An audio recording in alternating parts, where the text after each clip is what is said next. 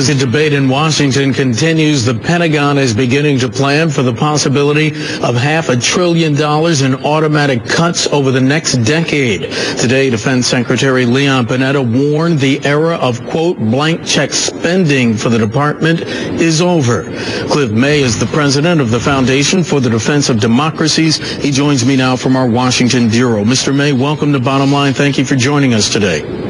Thank you. Is Secretary Panetta right? Is the era of big blank check spending at the Pentagon over?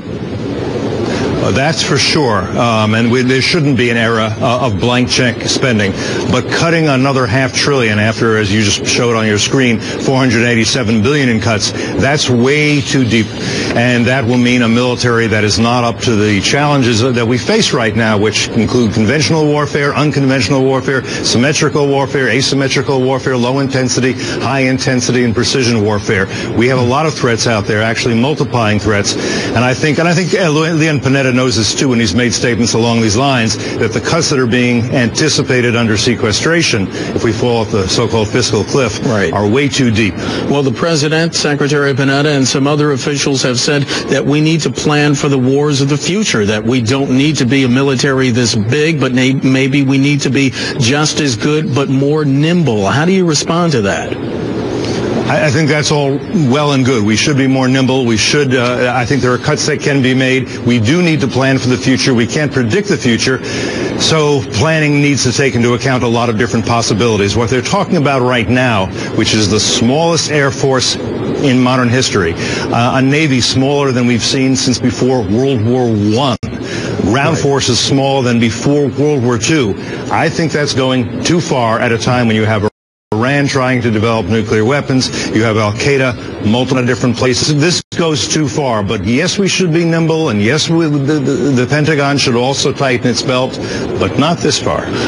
What will the cuts to the military, what will those cuts mean in terms of military programs, strategies, weapons, technologies?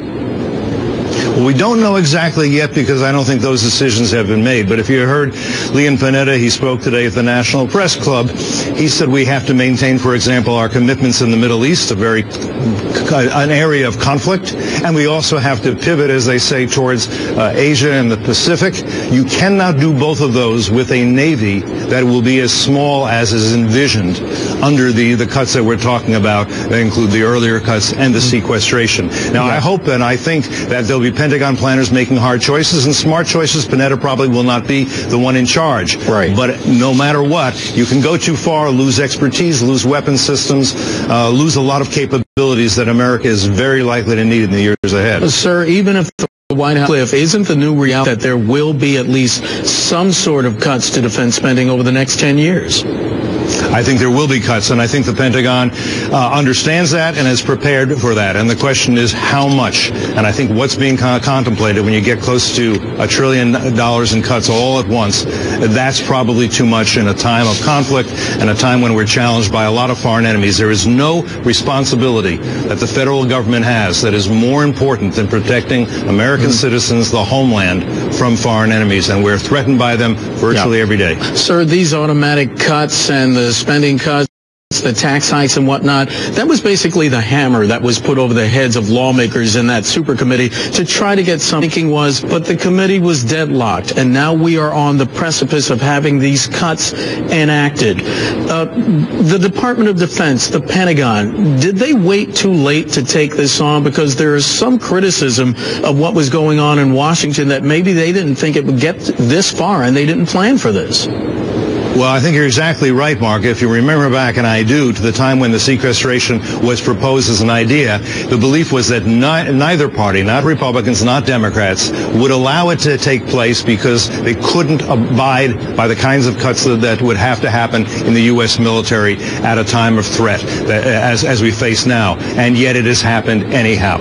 And I think this did show some poor planning, for sure. I do think Panetta has, on occasion, raised the possibility that these kinds of cuts would be detrimental to the military. I didn't hear him say that so much today, but he has in the past. And by the way, in terms of the programs, one of them is missile defense. People want missile defense. They think we have missile defense. We don't have comprehensive missile defense at this point. Mr. May, the programs that are on the Pentagon's hit list are job creators. This produces weapons, aircraft, and ships. How vital is the civilian military workforce to regional economies? Well, in many cases, it is very important. There are many parts of the country where you're right. Supporting the military is an important job creator. It's part of private enterprise. This will weaken the economy in many cases. I'm not somebody who believes that the government spending can do better than private sector spending, but that's an economic argument.